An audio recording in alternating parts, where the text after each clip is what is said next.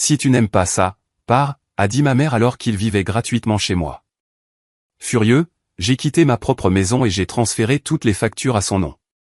À mon retour, sa chute a commencé.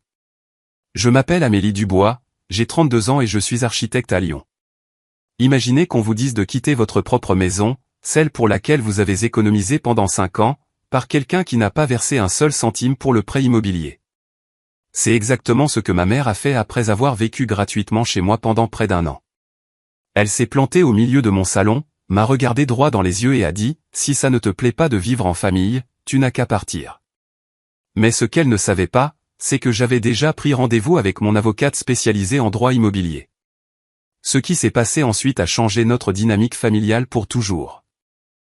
Tout a commencé il y a 11 mois avec un appel téléphonique qui a tout changé. Ma mère sanglotait si fort que je pouvais à peine comprendre ses mots. « Amélie, ma chérie, j'ai perdu l'appartement. Le propriétaire, il m'expulse. » Elle avait pris une retraite anticipée sans bien la planifier, et maintenant, à 58 ans, elle ne pouvait plus payer son loyer. Avant même que je puisse digérer l'information, elle a ajouté « Thomas et Jennifer ont aussi des difficultés. Ton frère a perdu son emploi à l'entrepôt il y a 2 mois. Mon jeune frère Thomas avait 28 ans, censé être dans la fleur de l'âge professionnel. Mais il avait été plus souvent entre 2 emplois qu'en poste.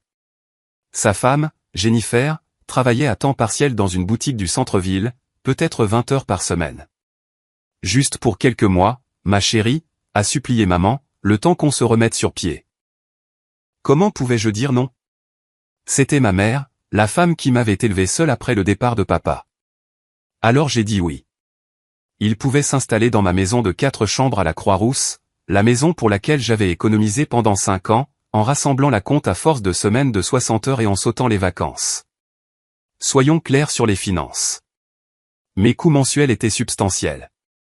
Le prêt immobilier était de 1 900 €, les charges s'élevaient à environ 350 €, Internet et la télévision à 150 €, et l'assurance habitation à 250 €. Cela fait 2 650 € chaque mois, sans compter les courses, l'entretien ou la taxe foncière que je payais trimestriellement. Quand ils ont emménagé ce week-end pluvieux d'octobre, j'ai regardé le camion de location arriver avec toutes leurs affaires. Maman m'a serré dans ses bras en pleurant. Thomas m'a donné une tape maladroite sur l'épaule, et Jennifer a commenté la chance que j'avais de pouvoir m'offrir un si bel endroit. Je me souviens avoir pensé que ce serait agréable d'avoir de la famille pour les fêtes. Je n'avais aucune idée de ce dans quoi je m'engageais vraiment. Le premier mois a semblé presque normal. Bien sûr, la maison était plus pleine, plus bruyante, mais c'était la famille, non? J'ai nettoyé à fond les chambres d'amis moi-même, acheté de nouvelles parures de lit, et même mis des fleurs fraîches sur leur table de chevet.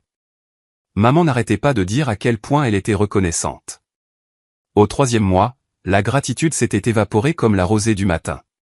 Thomas avait découvert mon bureau à domicile, une chambre aménagée où je travaillais sur des projets d'architecture en freelance.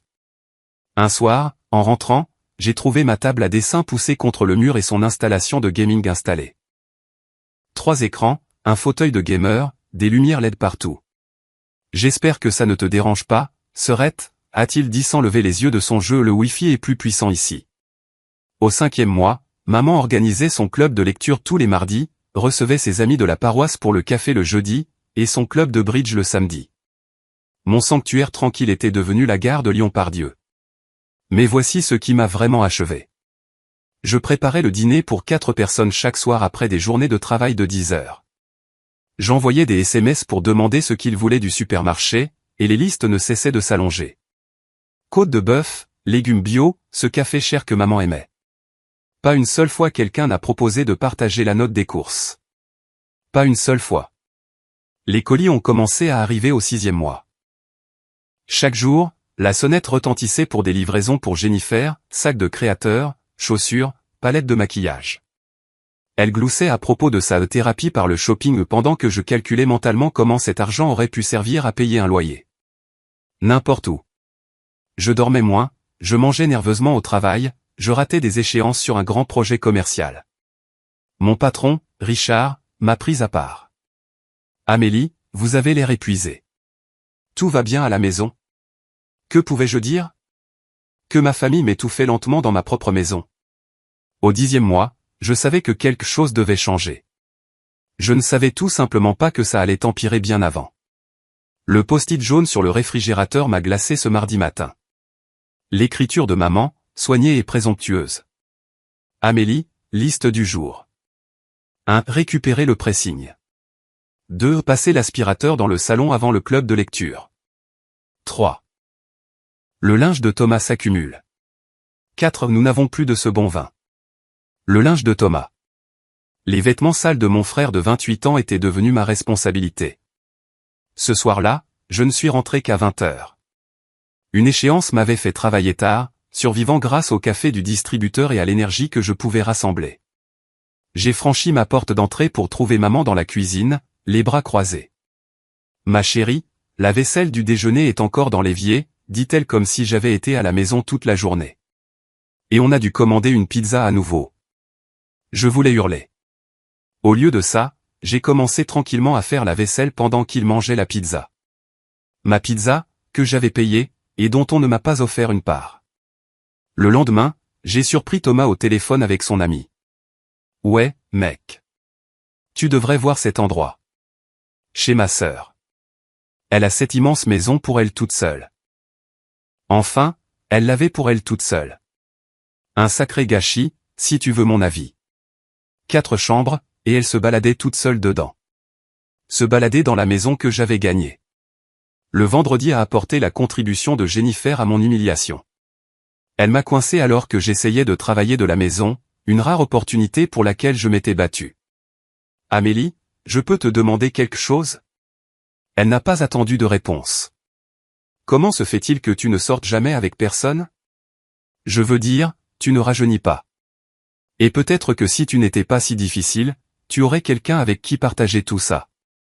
Difficile, parce que vouloir un respect élémentaire dans ma propre maison faisait de moi quelqu'un de compliqué. Cette nuit-là, j'ai fixé mon relevé de prêt immobilier, les 1 900 € que je payais seul chaque mois. 3 jours plus tard, j'ai vraiment essayé d'aborder la situation avec délicatesse.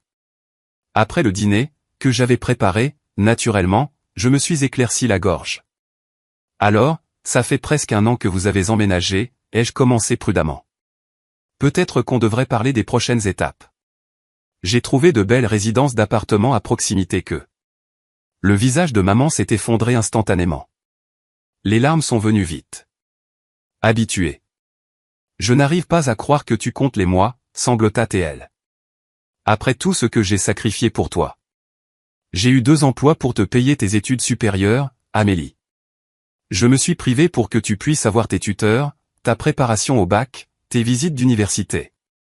La culpabilité m'a frappé comme un poids physique sur la poitrine. Thomas est intervenu, sa voix dégoulinant de mépris. Waouh, sœurette. Juste waouh. Maman est en difficulté et toi, tu regardes le calendrier. C'est froid. Sans cœur, même. Ce n'est pas ce que. La famille est de la famille, a ajouté Jennifer en frottant l'épaule de maman. C'est ce que font les familles normales. Elles ne mettent pas de date limite à l'amour. Maman a levé les yeux à travers ses larmes. Ton père nous a quittés, Amélie. Je pensais que tu étais différente. Je pensais que tu comprenais ce que signifie la famille. Les mots étaient chirurgicaux, conçus pour couper profondément. Le départ de papa quand j'avais 12 ans. Elle savait que c'était ma blessure la plus profonde. Je suis désolé, me suis-je entendu dire. Vous avez raison. Je suis désolé. Oubliez ce que j'ai dit. Thomas a souri d'un air suffisant. Les larmes de maman ont séché remarquablement vite. Jennifer est retournée à son téléphone. Cette nuit-là, je me suis assise dans ma voiture, dans ma propre allée, et j'ai pleuré. Pas les douces larmes que maman pouvait convoquer sur commande, mais des sanglots les héros qui me faisaient mal à la poitrine. Je me sentais piégé dans ma propre vie, payant pour le privilège d'être malheureuse. Mais même alors, assise dans cette voiture sombre, quelque chose commençait à changer en moi. La question était, qu'est-ce qu'il faudrait pour que je craque enfin? L'écran de mon ordinateur portable brillait de chiffres qui me nouaient l'estomac. Compte épargne, 2000 €. Il y a 3 mois, il y en avait 10 000. Les factures mensuelles m'écrasaient. Au-delà des 2700 € de coûts fixes, les courses pour 4 personnes s'élevaient à 500 € de plus. Les ordonnances de maman qu'elle oubliait de transférer à son assurance. Les réparations de voitures d'urgence de Thomas. Le shopping nécessaire de Jennifer qui finissait d'une manière ou d'une autre sur ma carte de crédit. Au total, je perdais 3200 € par mois alors que mon salaire net était de 4800 €. Le calcul était simple et terrifiant. Amélie, vous avez l'air fatiguée, a dit mon patron, Richard, lors de mon entretien d'évaluation. Vos performances ont baissé. Le projet des quais du Rhône a eu 3 demandes de révision ce mois-ci seulement. Je travaillais au cabinet Le Maître depuis 6 ans, grimpant régulièrement vers le poste d'architecte principal. Maintenant, je faisais des erreurs de débutante parce que je ne pouvais pas me concentrer, pas travailler tard, pas prendre les projets à haute visibilité qui menaient à des promotions. Je gère des situations familiales, ai-je réussi à dire. Richard a hoché la tête lentement. Je comprends que la famille passe avant tout, mais je dois être transparent. Nous allons promouvoir quelqu'un au poste d'architecte principal le trimestre prochain. C'était censé être vous, mais... Il a laissé sa phrase en suspens, l'implication était claire. Cet après-midi-là, j'ai vu mon collègue Benoît se faire attribuer le projet d'expansion du campus de Soprasteria, le projet que je courtisais depuis 2 ans. Il avait commencé 6 mois après moi, mais il pouvait travailler le week-end, assister au dîner de clients le soir, prendre l'avion pour des conférences. Mon téléphone a vibré. Un SMS de maman. On n'a plus de café, prends le bon. J'avais rêvé d'acheter un bien d'investissement cette année, de commencer mon chemin vers l'indépendance financière. Ce rêve était maintenant aussi épuisé que mon compte épargne. Au lieu de cela, je subventionnais 3 adultes qui semblaient penser que j'étais leur distributeur automatique de billets et leur femme de ménage personnelle. Quelque chose devait céder. Je ne savais tout simplement pas que ce serait moi. Je suis désolé, je ne peux pas ce week-end, ai-je dit à mon amie Sophie pour la 3e fois. La maison est juste compliquée en ce moment. Sophie avait voulu venir pour notre soirée vin mensuelle, mais comment pouvais-je expliquer que mon salon était perpétuellement occupé par les amis de maman, ou que Thomas ferait inévitablement des commentaires déplacés, ou que Jennifer jugerait tout ce que Sophie portait. Ma maison avait cessé d'être la mienne d'une manière que je n'avais pas anticipée.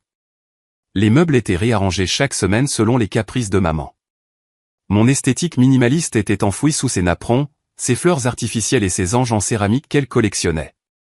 Elle avait accroché ses aquarelles d'amateurs par-dessus mes tirages d'architecture encadrés par des professionnels. Ma chérie, ça avait besoin de plus de chaleur, expliquait-elle en me tapotant la joue comme si j'avais 12 ans. Thomas avait transformé mon garage en son atelier. L'espace où j'avais prévu de ranger mon kayak et mes vélos était maintenant encombré d'ordinateurs à moitié réparés et de mystérieuses pièces de voiture. Des taches d'huile décoraient le sol en béton. Juste quelques projets, avait-il dit il y a 6 mois. Même ma routine matinale avait disparu. Plus de café tranquille sur la terrasse. Maman était toujours là avec ses news hurlant sur son iPad. Plus de bains le soir. Jennifer frappait à la porte au bout de 15 minutes parce qu'elle avait besoin de sa routine de soins de la peau. Votre maison est toujours si animée maintenant, a observé ma voisine, Madame Martin, sans méchanceté. Toutes ces voitures dans l'allée, c'est très différent d'avant. Différent, c'était un mot pour le décrire. Je me tenais dans ma propre chambre principale, le seul espace encore à moi, et j'ai réalisé que je vivais comme une invitée qui payait toutes les factures. La maison pour laquelle j'avais travaillé si dur était devenue une prison avec une politique de porte ouverte pour tout le monde sauf moi. Cette nuit-là, j'ai ouvert mon ordinateur portable et j'ai tapé quelque chose que je n'aurais jamais pensé taper. Avocat droit immobilier Lyon. J'ai répété le discours toute la semaine sous la douche, pendant mes trajets, allongé et veillé à 3 heures du matin. Calme, raisonnable, juste. Le dîner du dimanche semblait être le bon moment. J'avais préparé le bœuf bourguignon préféré de maman, mis la table avec les belles assiettes, même ouvert une bouteille de vin. Mes mains tremblaient légèrement en servant tout le monde. Je voulais vous parler de quelque chose d'important, ai-je commencé, ma voix plus stable que je ne le sentais. Thomas n'a pas levé les yeux de son téléphone. Jennifer photographiait son assiette pour Instagram. Seule maman m'accordait la moitié de son attention. Ça fait presque 1 an que vous avez emménagé, ai-je continué. Je pense qu'il est temps de faire un plan pour que vous trouviez votre propre logement. Silence. J'ai trouvé plusieurs belles résidences dans le coin. Des T3, de bons quartiers. Je suis même prête à aider avec la caution. Le rire de Thomas m'a interrompu. Tu es sérieusement en train d'expulser ta propre famille? Non, je n'expulse personne. Je dis juste. Où suis-je censé aller, exactement? La voix de maman était glaciale. Il y a de belles résidences pour seniors, ou ces appartements rue de la République. On économise de l'argent en ce moment, a interrompu Jennifer, bien que son nouveau sac Michael Kors suggère le contraire. Ça fait 11 mois, ai-je dit, entendant le désespoir s'infiltrer dans ma voix. Vous aviez dit quelques mois. Ça fait presque 1 an. Maman s'est levée lentement, délibérément, sa chaise raclant mon parquet. Je n'aurais jamais pensé élever une enfant aussi égoïste, dit-elle doucement. Cette maison est de toute façon trop grande pour une seule personne. C'est du gâchis. C'est même un péché, a ricané Thomas. Ouais, Serette. Pourquoi as-tu besoin de 4 chambres? Ça semble assez cupide. Nous sommes une famille, a ajouté Jennifer comme si cela expliquait tout. Le bœuf bourguignon est resté intact. Mon discours soigneusement préparé s'est effondré. Ils avaient gagné cette manche, mais ils n'avaient aucune idée de ce qui allait arriver. Maman n'avait pas fini. Elle se tenait là, ma mère, dans ma salle à manger, et a entrepris de me démanteler pièce par pièce. Je ne t'ai pas élevée pour que tu sois aussi froide, Amélie. Quand j'avais ton âge, je t'élevais seule, j'avais 2 emplois, sans jamais me plaindre. Et maintenant tu as tout ça, dit-elle en désignant ma maison. Et tu ne peux pas partager avec ta propre mère. Maman, ce n'est pas ton frère traverse une période difficile. N'as-tu aucune compassion? Il lutte contre la dépression. Thomas a levé les yeux de son téléphone assez longtemps pour hocher tristement la tête, bien que je l'ai entendu rire avec ses amis joueurs jusqu'à 4 heures du matin la nuit dernière. Et Jennifer, a poursuivi maman. Elle essaie de lancer sa propre entreprise, n'est-ce pas, ma chérie? Jennifer a hoché la tête avec empressement. Mon blog lifestyle, il est sur le point de décoller. Le blog avec 12 abonnés. Cette entreprise. Tu es assise ici dans cette grande maison, la voix de maman s'est élevée, agissant comme si nous étions un fardeau. Sais-tu ce que ça me fait, après tout ce que j'ai fait pour toi? Je paie 2700 € de facture par mois. L'argent? Maman a levé les mains au ciel. C'est toujours une question d'argent avec votre génération. Et l'amour? Et la loyauté familiale? Et prendre soin des gens qui ont pris soin de vous. Thomas a renchéri. C'est assez triste, Serette. Tu gagnes bien ta vie. Pourquoi es-tu si radine? On ne demande pas grand-chose, a ajouté Jennifer. Juste la famille qui est de la famille. Maman a porté le coup de grâce. Ton père aurait honte de voir comment tu as tourné. La pièce a légèrement tourné. Papa, qui nous avait quittés, qui n'avait jamais payé de pension alimentaire, qui avait fondé une nouvelle famille à Marseille. D'une manière ou d'une autre, c'est moi qui étais la déception. Nous sommes ta famille, a conclu maman, sa voix dure comme du granit. Agis en conséquence. 2 semaines avant ce dîner désastreux, j'étais assise dans le bureau du centre-ville du cabinet Picard et Associés. Les fauteuils en cuir sentaient le luxe, et les diplômes au mur témoignaient de décennies d'expérience. Laissez-moi comprendre, a dit maître Patricia Picard, en ajustant ses lunettes. Les membres de votre famille vivent dans votre maison depuis combien de temps? Presque 11 mois maintenant. Sans loyer, sans accord formel. Elle a hoché la tête, prenant des notes sur un bloc-notes jaune. Et la propriété est uniquement à votre nom? Oui, je l'ai achetée avant qu'il n'emménage. Seul mon nom sur l'acte de propriété, le prêt, tout. Bien. Ça simplifie les choses. Elle a sorti un épais livre du Code civil. Les membres de votre famille sont considérés comme des invités, pas des locataires, puisqu'ils n'ont jamais payé de loyer. Vous pouvez révoquer leur invitation à rester à tout moment, bien que je recommande de leur donner 30 jours par courtoisie. Peuvent-ils contester? Ils peuvent essayer, mais ils n'ont aucun fondement juridique. Pas de bail, pas de paiement de loyer pour établir un statut de locataire, aucune part de propriété. Elle s'est penchée en avant. Mademoiselle Dubois, vous avez des droits absolus en tant que seule propriétaire. La loi est entièrement de votre côté ici. Elle m'a tendu sa carte de visite. Papier de qualité supérieure avec des lettres en relief. Quand vous serez prête à agir, appelez-moi. Je peux faire rédiger les notifications sous 24 heures et même servir de témoin si nécessaire. J'avais glissé cette carte dans mon portefeuille, pensant que je n'en aurais jamais besoin. Que peut-être nous pourrions arranger les choses comme une famille normale. Mais maintenant, assise dans ma voiture après ce dîner, ces mots résonnaient. Vous avez des droits absolus. J'ai sorti mon téléphone et enregistré son numéro sous sortie de secours. Je ne savais pas que je l'appellerais à 3 heures du matin, assise sur le parking d'un carrefour, enfin prête à reprendre ma vie en main. Pendant 2 mois avant la confrontation, j'avais discrètement constitué mon dossier, bien que je ne me l'étais pas avoué.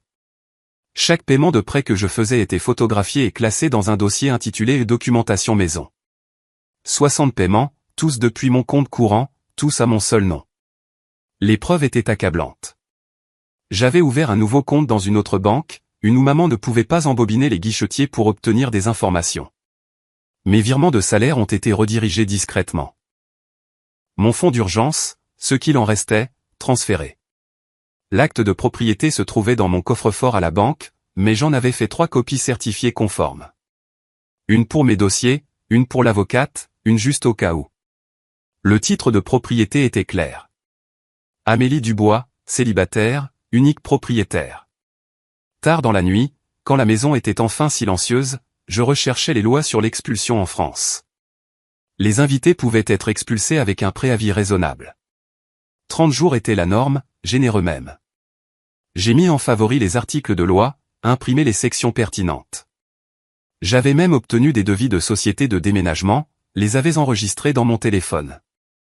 3 entreprises, diverses options, toutes disponibles à court préavis, car je savais que si je leur demandais de partir, je devais être prête à les aider à le faire.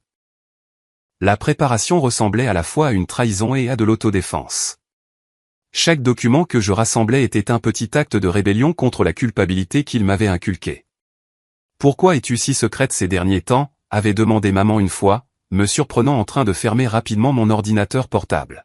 « Juste des trucs de boulot », avais-je menti. Mon cœur battait la chamade.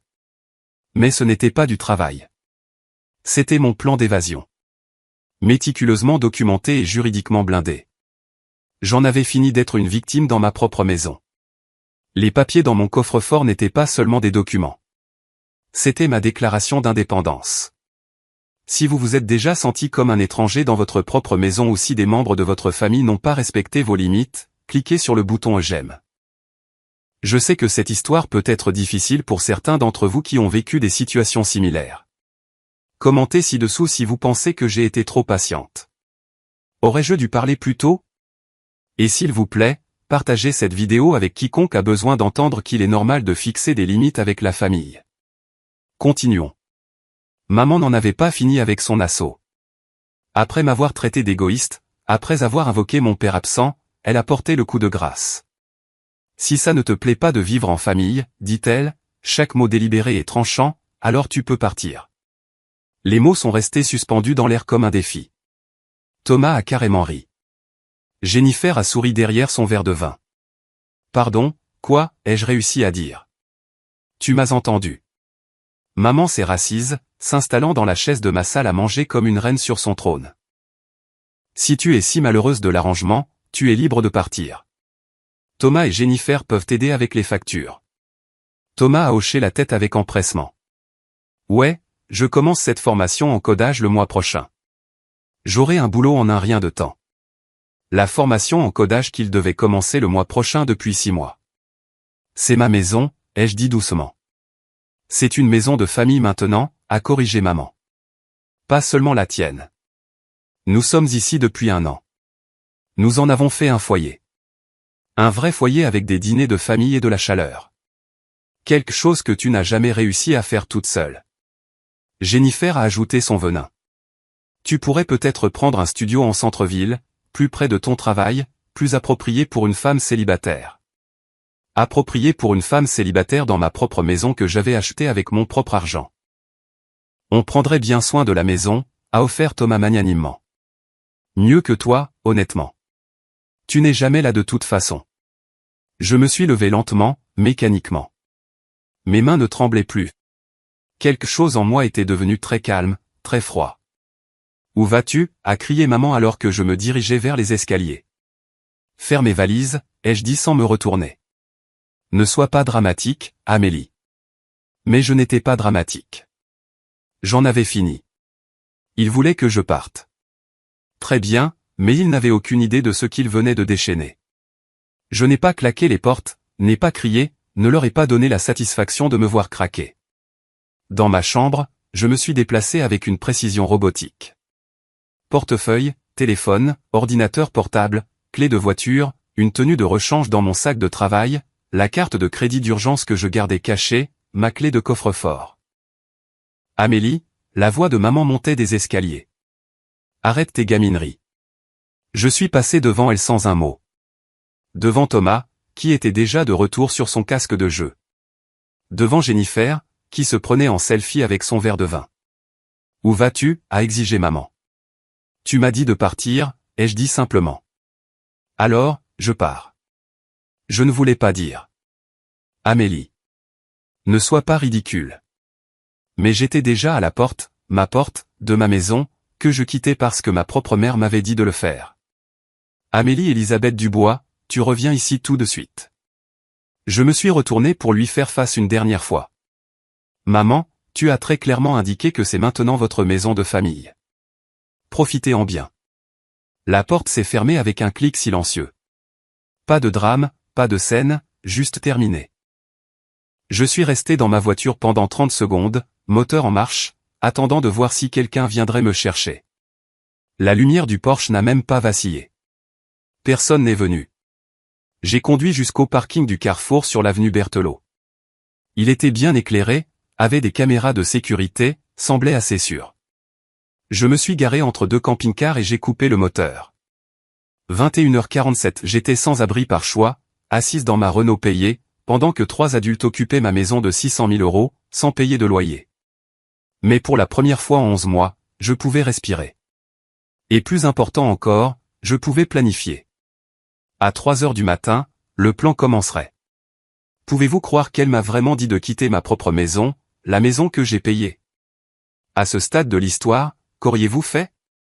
Auriez-vous appelé la police, pris un avocat, ou autre chose? Laissez vos pensées dans les commentaires. Je lis chacun d'entre eux. Et si vous n'êtes pas encore abonné, veuillez cliquer sur le bouton d'abonnement et l'icône de la cloche pour ne pas manquer ce qui va suivre. C'est là que les choses deviennent vraiment intéressantes. À 3 heures du matin, le parking du Carrefour était calme, à l'exception d'un camion de livraison occasionnel. J'ai ouvert mon ordinateur portable, le connectant au point d'accès de mon téléphone. Il était temps de transférer la couronne. Le site web d'EDF s'est chargé en premier. Grâce au compte en ligne que j'avais créé il y a des années, changer le titulaire du compte était étonnamment simple. Brigitte Dubois, ai-je tapé. Même adresse de service. Date d'effet, demain, 8 heures. Mise à jour du titulaire du compte réussi, à confirmer l'écran. Suivant. Veolia. Eau, assainissement, ordures. Brigitte Dubois. Soumettre.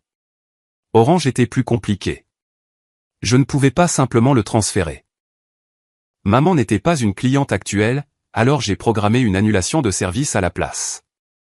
Effective demain à midi. Qu'ils se débrouillent pour avoir leur propre internet.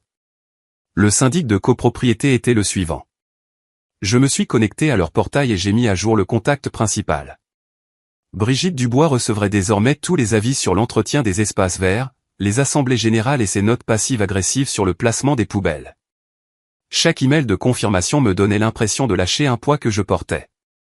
La preuve que j'en avais fini de subventionner leur style de vie. Puis je me suis souvenu de quelque chose de délicieux. Il y a 5 ans, lorsque le crédit de maman était au plus bas après sa faillite, je l'avais ajoutée comme utilisatrice autorisée sur mes comptes de service public pour l'aider à se refaire une santé financière.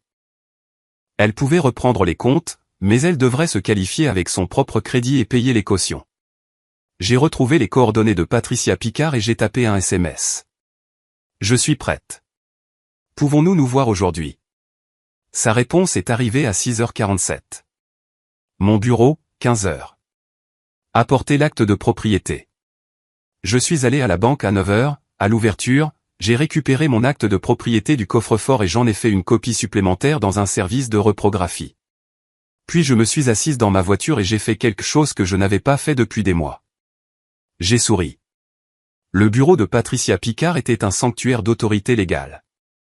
Elle a examiné mes documents avec la précision d'un chirurgien. L'acte est clair. Les paiements du prêt, tous depuis votre compte. Excellente tenue de registre. Elle a levé les yeux. Vous avez rendu les choses très simples. Quelle est la suite? Je vais préparer une mise en demeure de quitter les lieux. 30 jours, c'est généreux pour des invités. Je vais également rédiger une lettre clarifiant la situation de propriété juste pour éviter toute confusion. Elle a sorti des formulaires officiels. Je peux servir de témoin lorsque vous remettrez ces documents. En fait, ai-je dit, pourriez-vous venir à la maison? Je veux faire ça dans les règles. Son sourire était acéré. Je facture 200 € pour les visites à domicile, mais oui. Quand? Aujourd'hui, 15 heures.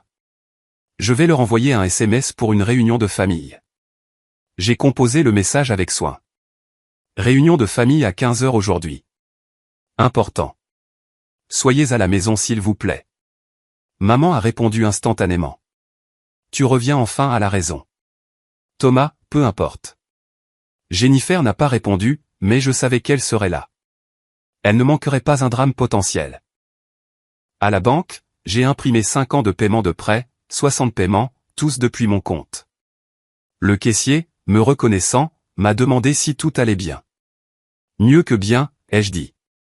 Je fixe des limites. J'ai acheté une nouvelle tenue aux Galeries Lafayette. Pas accent grave-l'œil, juste professionnel.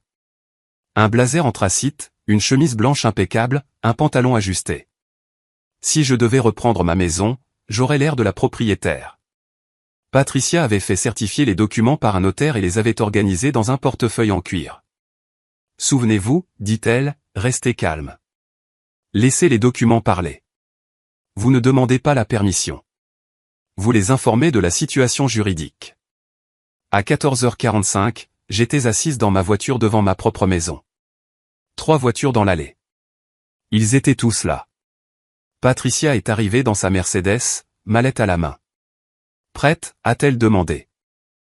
Je n'ai jamais été aussi prête. Nous avons franchi ma porte d'entrée à 14h58. La télé hurlait une émission de télé-réalité.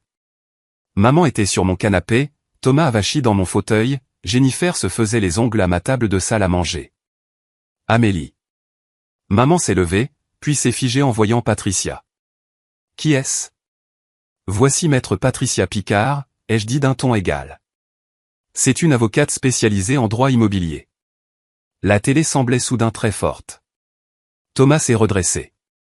Le pinceau de vernis à ongles de Jennifer s'est arrêté en plein mouvement. Une avocate? La voix de maman est montée d'un cran. De quoi s'agit-il? Patricia s'est avancée, professionnelle et posée. Madame Dubois, je suis ici pour assister à la remise d'une notification formelle concernant cette propriété. Quelle notification, Amélie? Qu'est-ce que tu as fait?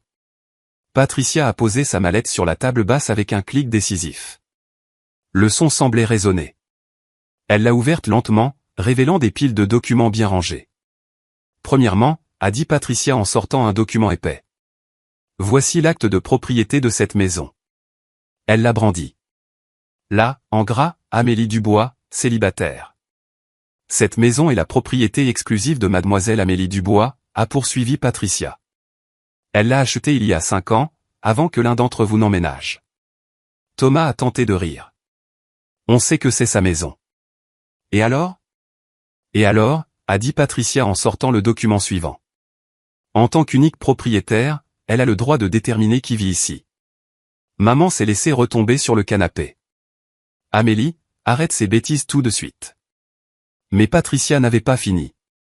Elle a sorti la pile de relevés de prêt.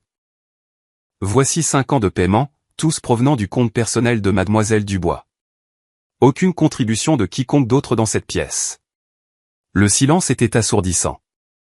Même la télé semblait plus silencieuse. Je suis ici pour assister à la remise d'une notification formelle, a annoncé Patricia. Jennifer a finalement parlé. Quel genre de notification? Patricia a souri. Ce n'était pas un sourire chaleureux. Une mise en demeure de quitter les lieux. Patricia a sorti la notification formelle, impeccable et officielle, avec un sceau de notaire en bas. Je vais lire ceci à haute voix pour plus de clarté, dit-elle en ajustant ses lunettes. Mise en demeure de quitter les lieux. La propriété située au 48 rue de la Croix-Rousse, Lyon, France, est la propriété exclusive d'Amélie Dubois, comme en témoigne l'acte enregistré le 15 mars 2019 auprès des services du cadastre du Rhône. Le visage de maman était devenu pâle. La bouche de Thomas était légèrement entr'ouverte. Tous les occupants actuels, Brigitte Dubois, Thomas Dubois et Jennifer Dubois, sont considérés comme des invités sans droit de locataire. Il vous est par la présente donné un préavis de 30 jours pour quitter les lieux. Cette notification prend effet immédiatement. Datée d'aujourd'hui. Patricia a fait une pause, laissant les mots s'imprégner. Le non-respect de l'obligation de quitter les lieux à la date spécifiée entraînera une procédure d'expulsion formelle par le biais du tribunal de grande instance de Lyon. Elle a tendu la notification à maman, qui ne l'a pas prise. Elle a flotté jusqu'à la table basse. Ceci est entièrement légal et exécutoire, a ajouté Patricia. La loi française est très claire sur les droits de propriété. Thomas a retrouvé sa voix. Tu ne peux pas nous mettre dehors comme ça. On vit ici. Vous êtes des invités, a corrigé Patricia. Des invités à qui la propriétaire légale a demandé de partir. Je me suis avancé et j'ai signé la notification devant tout le monde. Ma signature était ferme, décisive. Amélie, a murmuré maman. Tu expulses ta propre mère? J'ai enfin parlé. Non, maman. Je mets fin à ton statut d'invité, tout comme tu as mis fin au mien hier soir quand tu m'as dit de quitter ma propre maison. Patricia a sorti 3 autres copies. Chacun de vous reçoit une copie. Je vous recommande de commencer à prendre vos dispositions immédiatement. La voix de Jennifer était stridente. C'est illégal. On a des droits. Patricia a sorti un autre document. Voici les articles pertinents du Code civil. Vous êtes libre de consulter votre propre avocat, bien que je doute qu'il vous dise autre chose. Maman s'est levée, tremblante. Amélie, tu ne peux pas faire ça à ta mère. Madame Dubois, est intervenue calmement Patricia. Si, elle le peut absolument, et elle est en train de le faire. Thomas s'est levé d'un bond, le visage rouge. On a des droits. On est là depuis 1 an. Ça fait de nous des locataires. Patricia a sorti un autre papier.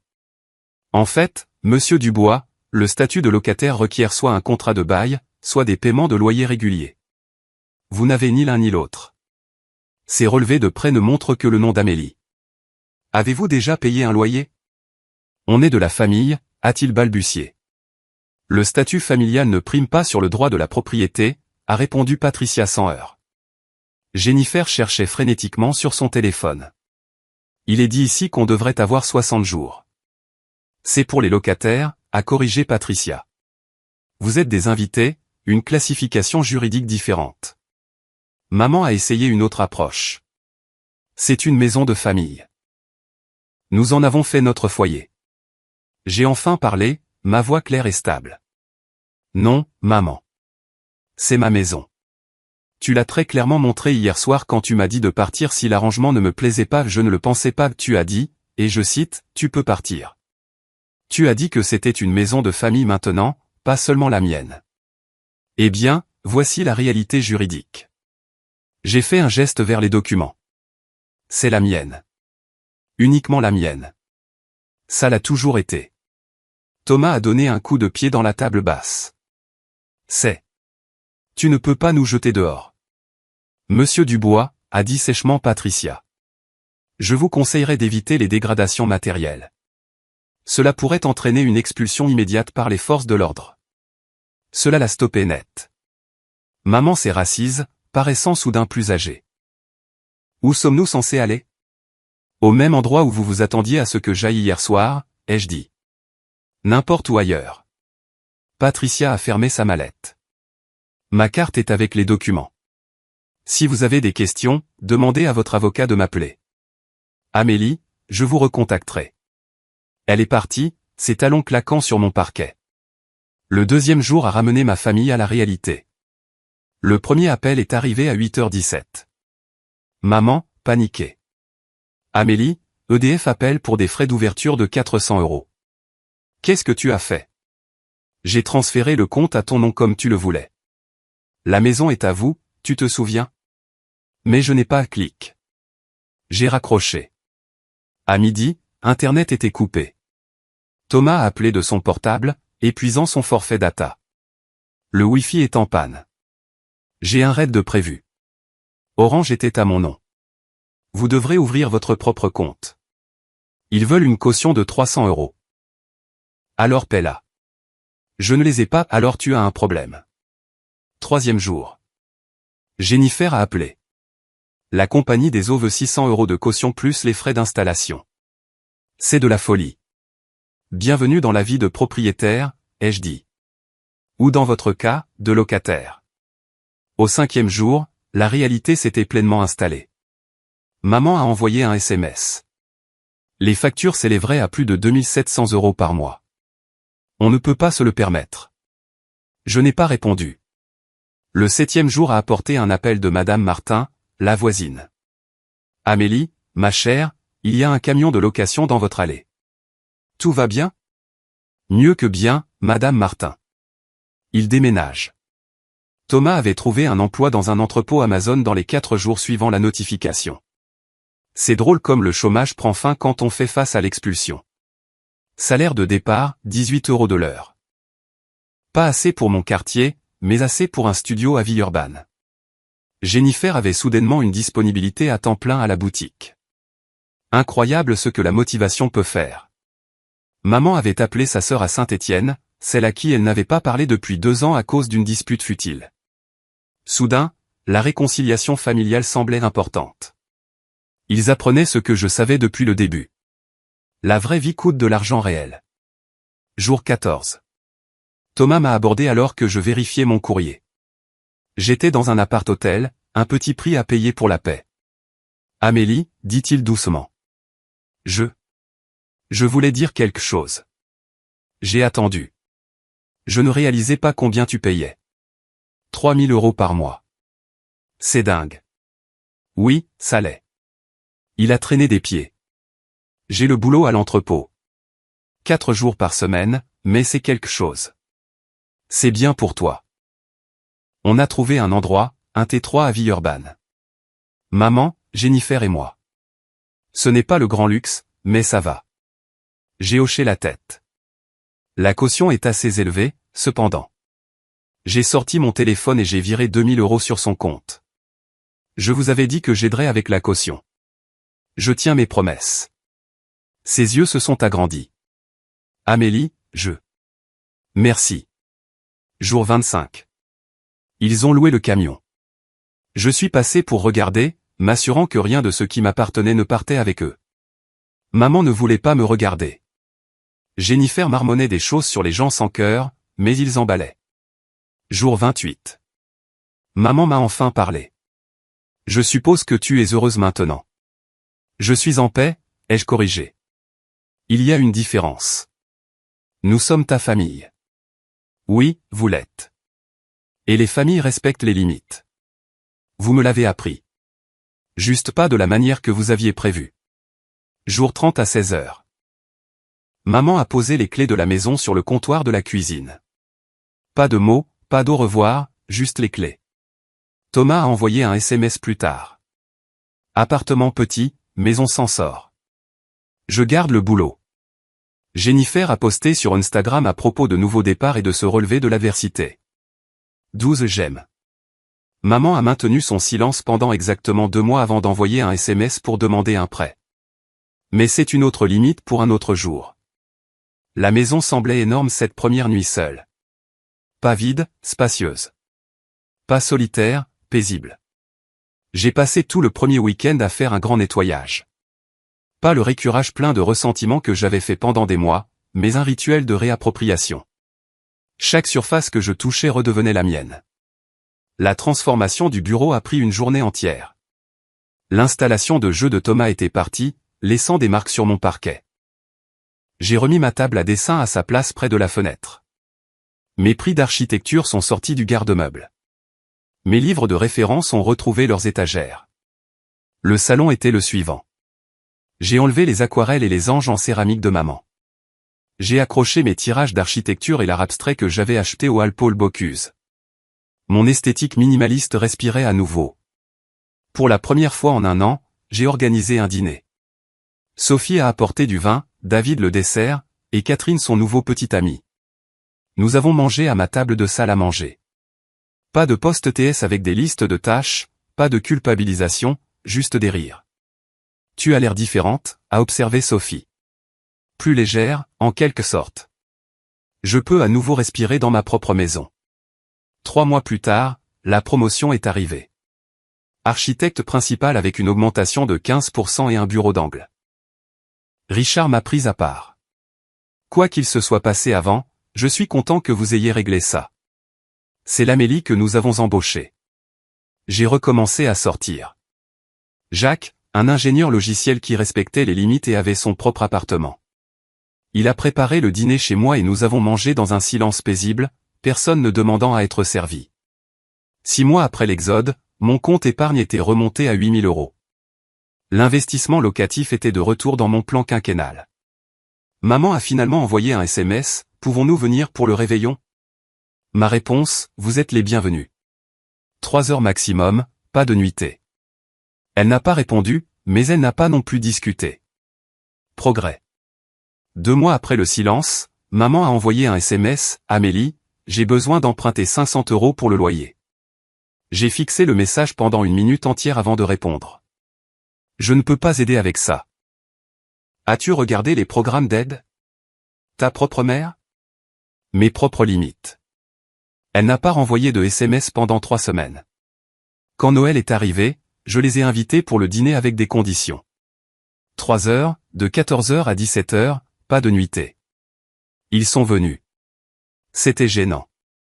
Maman a commenté la décoration froide. Jennifer a mentionné à quel point la maison semblait vide. Thomas, au moins, avait grandi. Merci pour le dîner, sœurette. Ta maison est belle. Le nouvel an a apporté un autre test. Pouvons-nous rester juste une nuit? Les hôtels sont si chers. Il y a un Ibis à 10 minutes. Je t'envoie le lien. Mais voilà le truc avec les limites. Elles ont appris à ma famille à me respecter. Thomas appelle maintenant avant de venir. Il a son propre appartement, paie ses propres factures et a récemment été promu superviseur d'équipe. Maman a appris à demander, pas à exiger. Serait-il possible que je passe dimanche prochain, à remplacer J'arrive? Jennifer et Thomas se sont séparés 6 mois plus tard. Il s'avère que la pression financière révèle le caractère. Thomas a gardé l'appartement et son emploi. Jennifer est retournée chez ses parents à Grenoble. Le changement le plus surprenant, ma relation avec maman s'est lentement améliorée. Sans le ressentiment quotidien, nous pouvions réellement parler. Elle a même admis une fois, doucement, j'ai profité de la situation. Je le vois maintenant. Nous avons toutes les deux appris quelque chose, ai-je offert. Tu as appris à te défendre. Et tu as appris que je le ferai. La famille ne signifie pas accepter le manque de respect. L'amour n'exige pas de sacrifier sa paix. Et parfois, la chose la plus gentille que vous puissiez faire est de montrer aux gens exactement où se trouve la ligne, même si vous devez le faire avec des documents légaux.